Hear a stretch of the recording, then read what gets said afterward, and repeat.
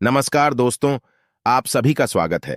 आपके अपने YouTube channel मानव जीवन में दोस्तों लाइफ में सभी आगे बढ़ना चाहते हैं और लाइफ में आगे बढ़ने के लिए हमें रोज ही कुछ नया सीखना चाहिए और आगे बढ़ना चाहिए।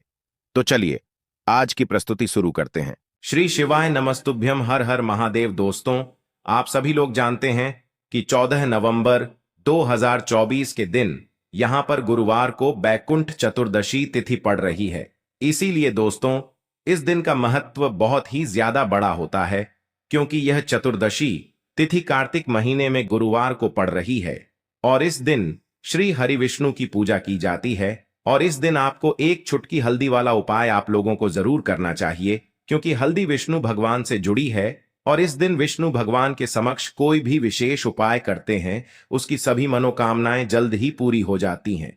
देखो, ये उपाय जो कि पंडित जी ने अपनी अभी की शिव महापुराण की कथा में ही बताया हुआ है। तो दोस्तों, इस उपाय को आपको कैसे करना है, कब करना है, कहां पर करना है और उपाय को करते समय आपको किन किन बातों का ध्यान रखना है, ये सारी जानकारी हम आपको इस वीडियो में देंगे।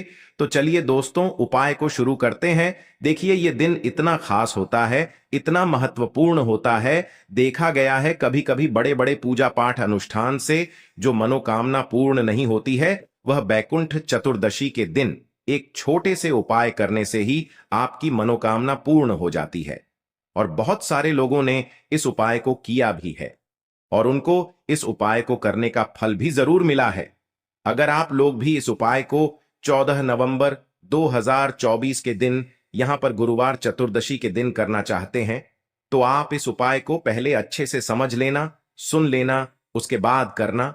आपको इस उपाय का फल जरूर मिलेगा और इस उपाय को करने से आपके घर में चाहे किसी भी प्रकार की दुख और समस्या क्यों ना चल रही हो, आपको उसका कारण भी नहीं पता है कि भाई यह समस्या किस कारण से चल रही है। उसका कुछ भी कारण हो सकता है, जैसे पितृदोष हो सकता है या किसी भी तरह का मंगल दोष भी हो सकता है, और भी बहुत तरह के दोष होते हैं, कुछ भी हो सकता है। पर आपको इस उपाय को करने के लिए अपने दोष को पता लगाने की भी जरूरत नहीं है। 14 नवंबर 2024 के दिन यहां पर बैकुंठ चतुर्दशी के दिन इस एक चुटकी हल्दी वाले उपाय को आप लोगों को कर लेना है। दोस्तों, अब हम समझते हैं इस वाले उपाय को हमें करना किस समय है। तो सबसे पहली बात दोस्तों, हम समझते हैं कि यह हल्दी वाला उपाय करना किसको है। तो देखिए, यहां पर सीधी सी बात है कि यह हल्दी वाला उपाय जो है यह किस लिए किया जा रहा है।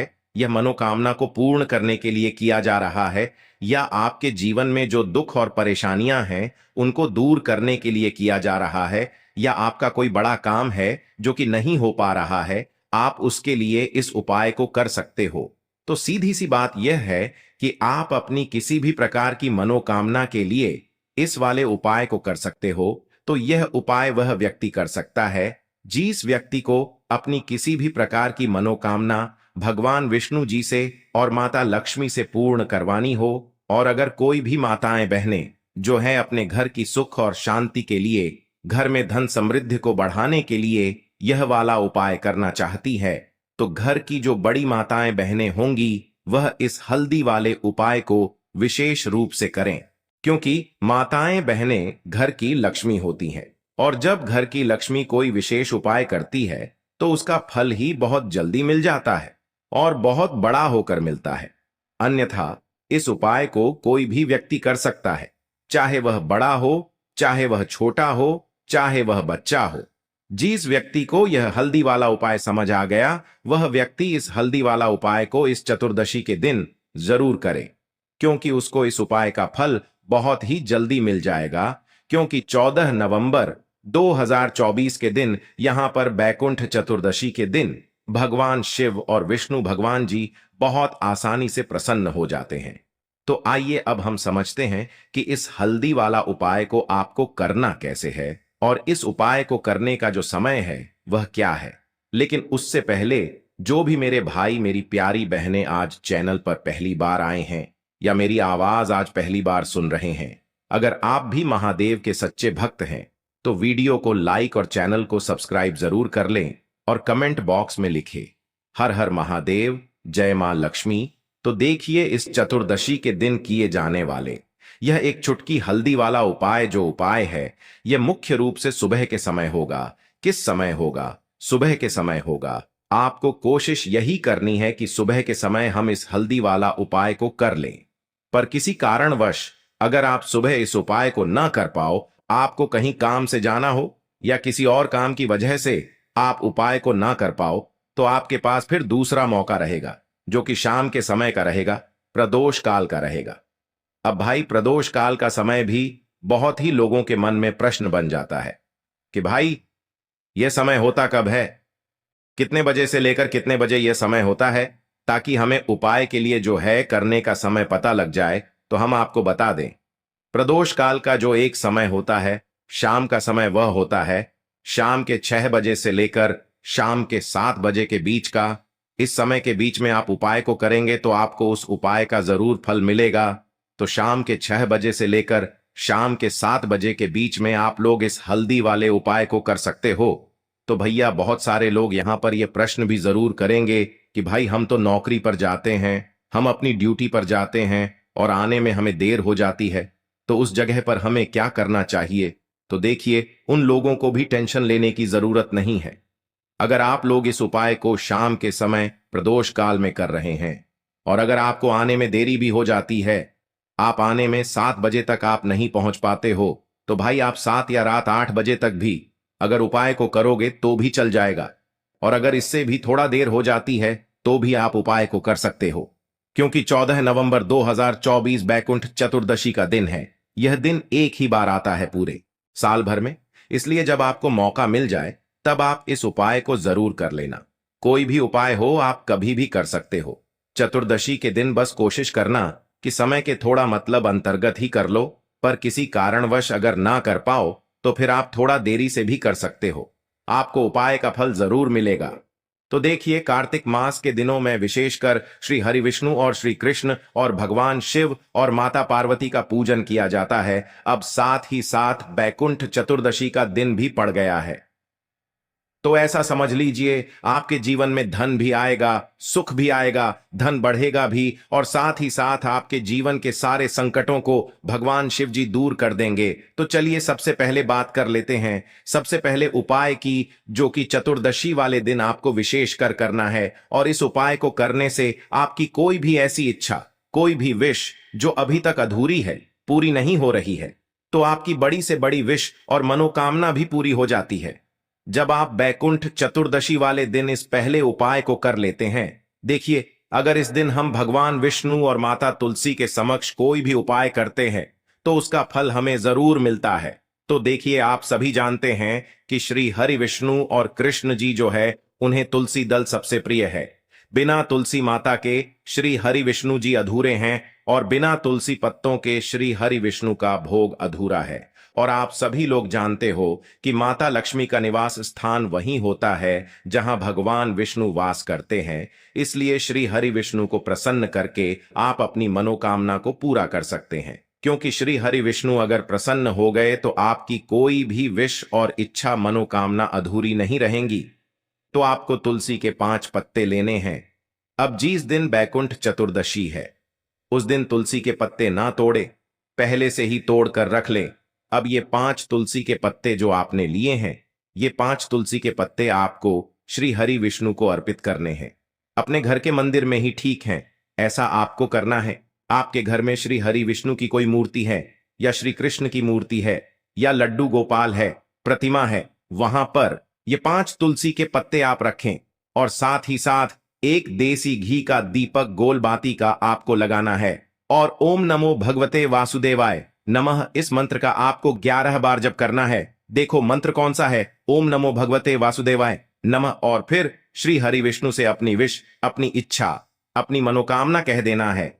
और फिर देखना आपकी विश और इच्छा, जो भी आपकी मनोकामना है, जो भी अपने जीवन में आपको चाहिए, अगर निर्धनता बहुत है, आप अपने घर से गरीबी को दूर करना चाहते हैं, या फिर धन आपका बढ़ता नहीं है, आप चाहते हैं कि आपका धन बढ़े, या फिर आपके घर में फिजूल खर्ची बहुत होती है, पैसा आपके पास नहीं रुकता है, आप चाहते हैं कि पैसा आपके पास रुके, या फिर घर में कोई व्यक्ति ऐसा है जो बहुत बीमार रहता है, या फिर किसी का विवाह नहीं हो पा रहा है, तो जो भी आपकी इच्छा है जो भी आपके विश है बस एक बार श्री हरि विष्णु से कह देना, क्योंकि गुरुवार भी इस दिन है, साथ ही 7 साल का सबसे बड़ा महीना है। यह दिन इतना उत्तम है कि जो भी आप श्री हरि विष्णु जी से मांग लेंगे, जो उनसे कह देंगे, वो आपकी विश, आपकी मनोकामना को बहुत जल्दी पूरा कर देंगे।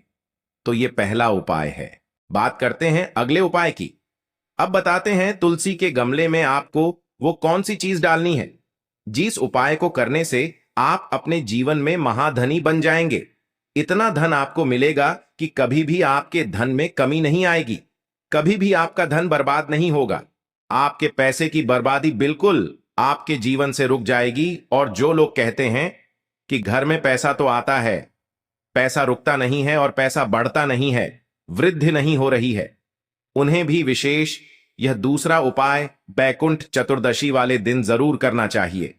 तो देखिए, पहले ही आपको बता दिया कि श्री हरि विष्णु की पूजा और उनका भोग, श्री मतलब तुलसी मैया के बिना अधूरा है ना? और तुलसी मैया जो है वह श्री हरि विष्णु के बिना अधूरी है। तो देखिए, जब भी आप तुलसी का कोई उपाय करेंगे तो सीधे सीधे आप श्री हरि विष्णु और श्री कृष्ण जी को प्रसन्न कर लेते हैं। अब व्यक्ति को, यानी जो भी व्यक्ति है, किस व्यक्ति को कितना धन देना है, यह श्री हरि विष्णु के हाथ में होता है। धन देने का काम मां लक्ष्मी करती है, जो कि मां तुलसी का ही एक रूप है। मां तुलसी जो है यह माता लक्ष्मी का ही स्वरूप है ना? तो आपको करना क्या है? आपको लेनी है यहां पर हल्दी पिसी हुई, जो कि श्री हरि विष्णु से जुड़ी हुई है, आपके गुरु ग्रह से जुड़ी हुई है, आपकी कुंडली में गुरु को मजबूत करती है, सुख सौभाग्य को खींचने का काम करती है, धन को बढ़ाने का काम करती है। तो एक छुटकी पिसी हुई हल्दी आपको लेनी है, और यह पिसी हुई सूखी हल्दी ही आपको अपने गमले में, तुलसी का पौधा जिस गमले में लगा है उसमें अच्छे से इस हल्दी को डालना है, ठीक है ना? और ओम नमो भगवते वासुदेवाय नमः इस मंत्र का जाप करना है। कितनी बार? कम से कम 11 बार जाप करना है।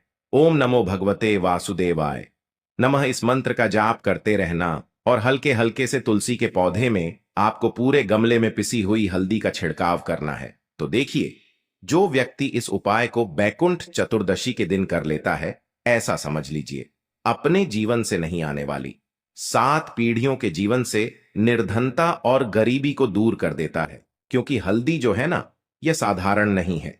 हल्दी इतनी उत्तम होती है कि रातों रात आपके जीवन में चमत्कार करती है। आपने देखा होगा कि कोई भी शादी होती है, विवाह होता है ना?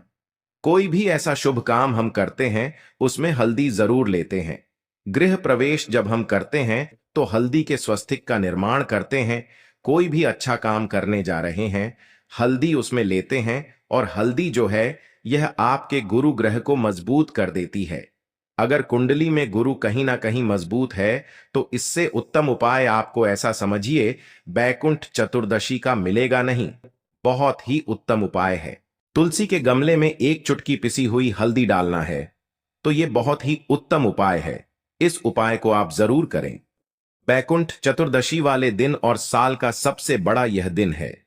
तो इस उपाय को करने से श्री हरि विष्णु आपसे न केवल प्रसन्न होते हैं, आपसे इतना प्रसन्न हो जाते हैं कि जीवन में कभी आपके गरीबी और निर्धनता को नहीं आने देते हैं। तो चलिए अब बात कर लेते हैं अपने तीसरे उपाय की, जो कि मुख्य द्वार से जुड़ा हुआ है। और यह उपाय है स्थिर लक्ष्मी के वास के लिए है। ऐसा पैसा आपके घर में आएगा जो आपके घर में ही रुकेगा। ऐसा पैसा कभी आपके घर में नहीं आएगा जो आपके घर से जाएगा और विशेषकर फिजूल खर्ची में जाए।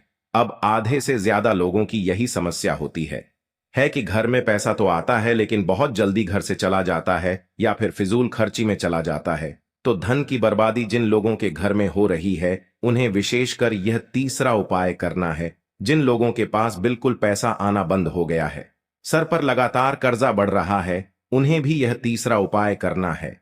तो देखिए आपको फिर से क्या लेना है। हल्दी लेनी है पीसी हुई, जो कि श्री हरि विष्णु से ही जुड़ी हुई है ना? पीसी हुई हल्दी लेनी है और थोड़ा सा पानी डालकर उसका गाढ़ा गाढ़ा आपको पेस्ट बना लेना है। अब इसी हल्दी से आपको अपने घर में स्वस्तिक बनाने हैं। कितने स्वस्तिक? एक स्वस्तिक आपको बनाना है अपनी तिजोरी पर, जिसमें आप पैसा रखते हैं। चाहे तो आप संदूक में रखते हैं, अलमारी में रखते हैं, जिस चीज में भी पैसा रखते हैं, बस वहां पर हल्दी से एक स्वस्तिक बनाना है। दूसरा स्वस्तिक आपको कहां बनाना है? अपने घर के मंदिर में, है ना? और 2 स्वस्तिक आपको बनाने हैं। अपने घर के मुख्य द्वार पर बाहर की तरफ हल्दी से 4 स्वस्तिक आपको आपको बनाने हैं। 2 स्वास्तिक मुख्य द्वार पर बाहर की तरफ, एक तिजोरी पर है ना, और एक अपने घर के मंदिर में। बस यह उपाय आपने बैकुंठ चतुर्दशी वाले दिन कर लिया तो देखिए, जो धन की तिजोरी है उसमें पैसा भरा रहेगा। कभी भी धन की तिजोरी धन से खाली नहीं होगी, क्योंकि जहां पर हल्दी का स्वस्तिक होता है वहां कभी धन की कमी नहीं होती है। हमेशा वहां पर धन की देवी माता लक्ष्मी वास करती हैं, क्योंकि हल्दी किससे जुड़ी हुई है? श्री हरि विष्णु से। और मां लक्ष्मी कहां होती है? जहां श्री हरि विष्णु वास करते हैं। अब बात करें कि आपके घर का मंदिर जो है उसमें अगर आप एक स्वस्तिक बनाते हैं तो आपके घर से ऊर्जा जो है, पूरे घर में ऊर्जा फैलती है ना? तो आपके घर में पॉजिटिव एनर्जी बढ़ती है, सकारात्मक ऊर्जा बढ़ाती है। जब आप अपने घर के मंदिर में हल्दी का स्वस्तिक बनाते हैं, आपके घर से बुरी शक्तियां, नेगेटिव एनर्जी जैसी चीजें बिल्कुल आपके घर में नहीं रुकती हैं। मुख्य द्वार तो इतना उत्तम होता है कि मुख्य द्वार से ही मां लक्ष्मी की नजर सबसे पहले आपके मुख्य द्वार पर ही पड़ती है। और मुख्य द्वार पर अगर आपने हल्दी के स्वस्तिक बना दिए तो मां लक्ष्मी देखते ही प्रसन्न हो जाती है, क्योंकि यह श्री हरि विष्णु से जुड़ी हुई है ना?